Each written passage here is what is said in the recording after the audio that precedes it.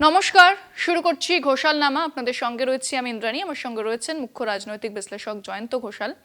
জয়ন্তদার বিশ্লেষণ আপনারা শোনেন এবং বেশ কিছু গুরুত্বপূর্ণ খবর নিয়ে আমরা আলোচনা করি, সেই আপডেট আপনাদের জানাই। আজও প্রথমেই যে খবরের দিকে নজর রাখবো, ট্রাম্পের ট্যারিফের মোকাবেলা করার নিদান দিচ্ছেন রামদেব বাবা। তিনি বলছেন যে মার্কিন পণ্য অর্থাৎ কোকাকোলা সহ যে সমস্ত মার্কিন পণ্য রয়েছে তা বয়কট করতে হবে, এমনটাই কিন্তু নিদান দিয়েছেন বাবা রামদেব। কি বলেছেন তিনি, শোনাবো একবার। अमेरिका ने एक राजनीतिक दादागिरी, गुंडागिर्दी कहो या तानाशाही कहो, उसके तहत भारत पर जो 50% टैरिफ लगा है, इसका पुरजोर विरोध करना चाहिए। भारत के सभी नागरिकों को सारी अमेरिकन कंपनियों का, ब्रांड्स का बहिष्कार करना चाहिए। ना किसी को कोका पेप्सी का, ना किसी को केएफसी का, ना सबवे का, किसी भी तरह मैकडॉनल्ड्स का, इनके काउंटर पर एक भी भारतीय दिखना नहीं चाहिए। ऐसा जबरदस्त घनघोर प्रतिशोध, बहिष्कार, उसका बायकॉट होना चाहिए। एप्पल का भी फोन अभी तो पिछड़ा ले लिया, ऐसा ले लिया। एक बार सारी अमेरिकन कंपनियों का बहिष्कार कर दिया तो अमेरिका में हाहाकार मच जाएगा और अमेरिका में भी महंगाई इस कदर बढ़ेगी कि ट्रंप को खुद ही ये टैरिफ वापस लेना पड़ेगा। বাবা রামদেবের এই যে কথা তিনি বলেছেন, তারপরেই যে বিষয়টা সামনে এসেছে, লাভলি প্রফেশনাল বিশ্ববিদ্যালয় তারা কোকাকোলা কলেজ ক্যাম্পাসে রাখা নিষিদ্ধ করেছে। আমি বিষয়টা নিয়ে জয়ন্ত দেখা যাবো। জয়ন্ত, তাহলে এবার ট্যারিফ মোকাবেলা করার নিদান দেবেন বাবা রামদেব এবং সেই পথেই হাঁটলো দেশের একটি বিশ্ববিদ্যালয়, এবং এভাবেই কি তাহলে নির্ধারিত হবে যে কিভাবে মোকাবেলা করা হবে ট্রাম্পের ট্যারিফ? হ্যাঁ ইন্দ্রাণী, বাবা রামদেব এখন আসরে নেমে পড়েছেন। তো বাবা রামদেব কি বলছেন? বাবা রামদেব বলছেন যে আমাদের এখন উচিত মার্কিনী পণ্য বিরোধিতা করো, বাতিল করো, আমরা এটাকে বয়কট করব এবং তার বদলে ভারতীয় পণ্য সেগুলোকে আমরা গ্রহণ করব।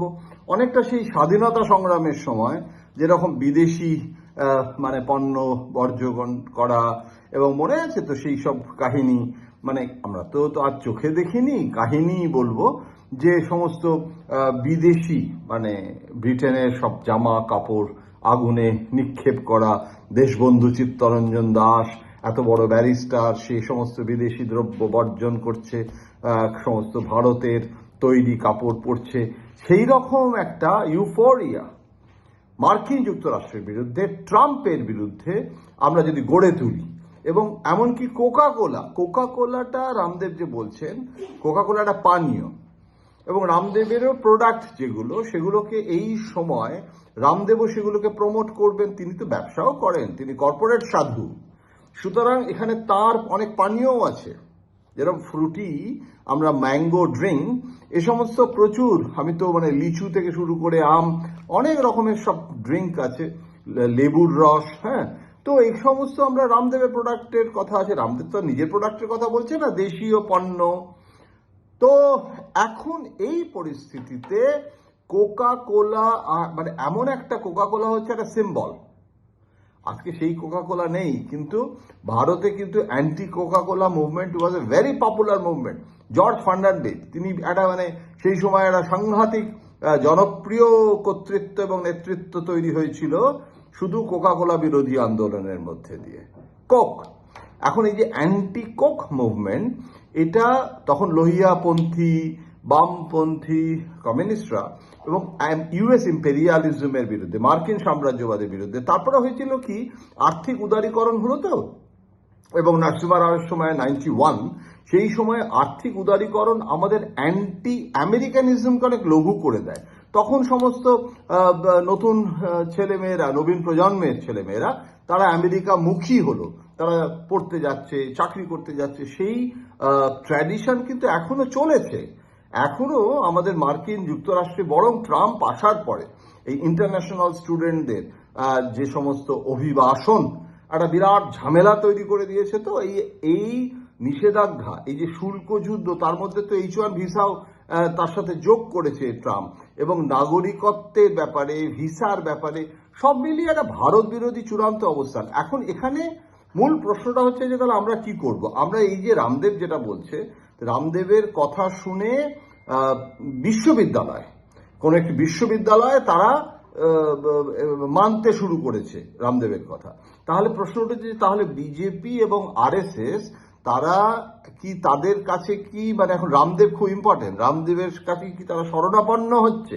এটা এখন একটা ব্যাপার, যেটা আমরা তাহলে কি করব? আমরা কি তাহলে রামদেবের প্রস্তাবিত প্রেসক্রিপশন অনুসারে আমরা তাহলে মার্কিন পণ্য বর্জন করব? এই জায়গাটাতেই ক্যাচ। আমার মনে হয় খুব ভুল হবে আমরা এত তাড়াতাড়ি নিজের রিয়াকশন এবং সব পণ্য বাতিল করা। ওটা ডোমেস্টিক পলিটিক্সে শুনতে ভালো লাগে, কিন্তু সত্যি সত্যি আমেরিকান পণ্য, এটা ঠিক যে আমরা প্রধানমন্ত্রী চীনে যাচ্ছেন এসসিও বৈঠকে, সেটাও দেখতে হবে যে চীনের সঙ্গে কি বোঝাপড়া হয়, রাশিয়ার সঙ্গে কি বোঝাপড়া হয়। আমরা রাশিয়া চীনের সাথে যে সম্পর্ক ছিন্ন করছি না এবং তাদের সাথে যে ব্যবসা বাড়াচ্ছি, এটাই তো মার্কিন যুক্তরাষ্ট্রের জন্য যথেষ্ট চাপের মুখে আমরা ফেলতে পারি। সুতরাং একদম এক্সট্রিম একটা আউটবাস্ট বয়কট, সেইটা উচিত কিনা আমার নিজের মনে হয় এক্ষুনি সেটা না করে এটাও ফেজ ব্যানারে দেখতে হবে। মানে আমরা একটা কিছু করলাম, আমেরিকা কি রিয়াকশন হলো। আমেরিকা আমাদের উপরে, এটা তো মানলে মানে অস্বীকার করা যায় না যে আমেরিকা একটা সুপার পাওয়ার। তো কৌটিল্যের অর্থশাস্ত্রে আছে না যে যুদ্ধ তার সঙ্গেই করবে যখন তুমি নিশ্চিত যে প্রতিপক্ষ তোমার থেকে দুর্বল। আপনি আমাকে বলুন, মার্কিন যুক্তরাষ্ট্র কি আমার থেকে দুর্বল? তা যদি না হয় তাহলে আমি একটা সম্মুখ সমরে যাওয়ার কি উচিত কাজ হবে? কৌটিল্য তো বলছে না। সুতরাং এখানে অনেক ট্যাকটিক্যাল হতে হবে, এবং নরেন্দ্র মোদী যে ট্যাকটিক্যাল নন, জয়শঙ্কররা যে ভুল কাজ করছে আমি এটা মনে করছি না। কিন্তু ফলে না পরিচয়তে কিভাবে শেষ রক্ষা, শেষ হাসিটা কে হাসে, এরকম তো হতে পারে যে ট্রাম্পের বিপদ ঘনিয়ে আসছে। কেননা এইরকম ভুল অতীতে চার্চিল করেছিল বিশ্বযুদ্ধের সময়, বিশ্বযুদ্ধের পরে। এখন এক্ষুনি বলা যাচ্ছে না, দেখতে হবে আমাদের এখন কোন দিকে জলটা গড়ায়। ইন্দ্রাণী, জয়ন্তদাকে অনেক ধন্যবাদ জানাবো। আপনারা এতক্ষণ শুনছিলেন জয়ন্তদা বিশ্লেষণ, এবং বেশ কিছু খবর নিয়ে আজকে আমরা আলোচনা করলাম। আজকের অনুষ্ঠান এখানেই শেষ করছি। অন্যান্য খবরের জন্য নজর রাখতে হবে অবশ্যই আমাদের অনুষ্ঠান ঘোষালনামা, কলকাতা টিভি এবং কলকাতা টিভি ডিজিটালে রাত দিন 7 দিন।